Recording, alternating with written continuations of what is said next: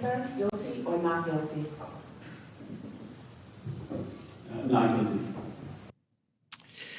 26-year-old Ivy graduate faces nearly a dozen New York State charges, including first-degree murder involving terrorism, 2 counts of second-degree murder, and a slew of other offenses. Now, Mangione, who appeared in court today in shackles, a maroon-colored sweater, a squad of guards, he also faces federal charges, which include murder through the use of a firearm, an offense that could potentially end with the death penalty. And in court today, Mangione's defense attorney, who was seemingly matching with her client, called out how Mangione has been treated and his chances of getting a fair trial.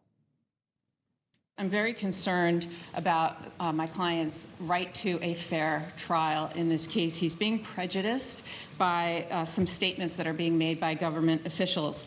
Like every other defendant, he is entitled to a presumption of innocence. He's a young man, and he is being treated like a human ping pong ball between 2 warring jurisdictions here.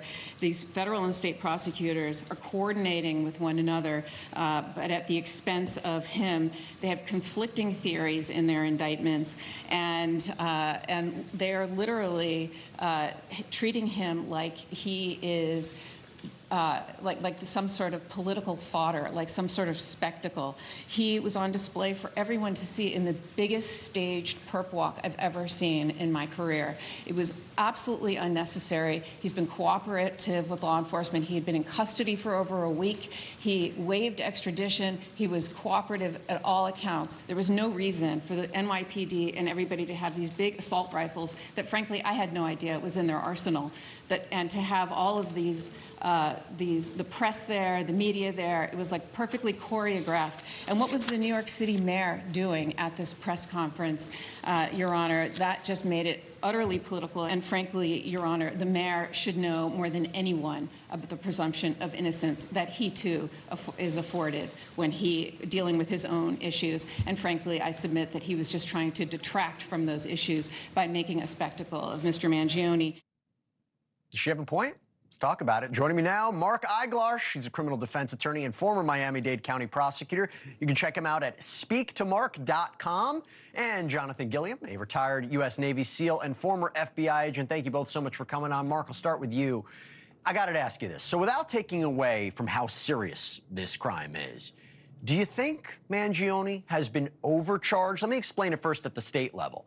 I want to read this to you. This is the terrorism charge with respect to first and second degree murder. It says, and let's put this up here, said person was killed in furtherance of an act of terrorism involving a violent act and acts were intended to intimidate or coerce a civilian population, influence the policies of a unit of government by intimidation or coercion, and affect the conduct of a unit of government by murder, assassination, or kidnapping. Does that apply here? It's certainly a stretch. That would be the best thing that she has to argue, not that they had assault rifles and that the mayor was out there parading around with the accused. I mean, there's no merit to that at all. But that's the best argument. But understand the justice system is like a chess game.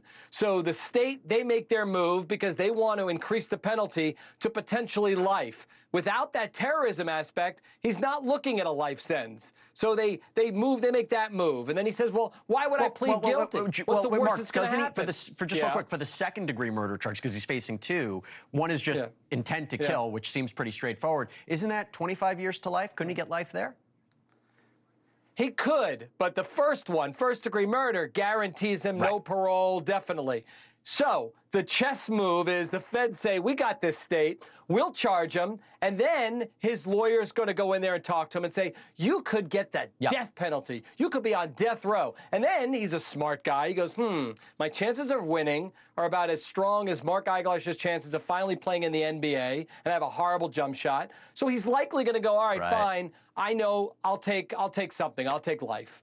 Okay, that makes sense. And look, Jonathan, just to go back to this, because as you heard about this earlier, Mangione's defense pointed to these perp walks, saying they're staged, they're unconstitutional, they're going to interfere with him getting a fair trial. She called out New York City Mayor Eric Adams.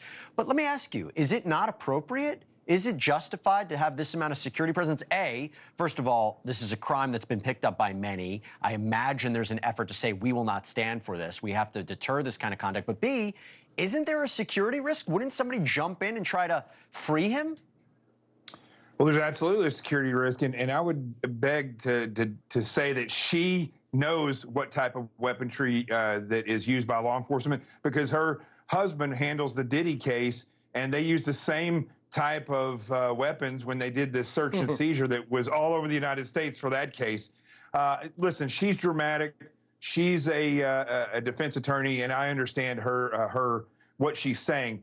But the security was right. I just believe that these perp walks and the exhibition of this individual and the time of day, I think it's kind of ridiculous. If it was you and I or anybody else that had done the same thing, we probably have been brought in under the cover of darkness in a vehicle and driven from Pennsylvania.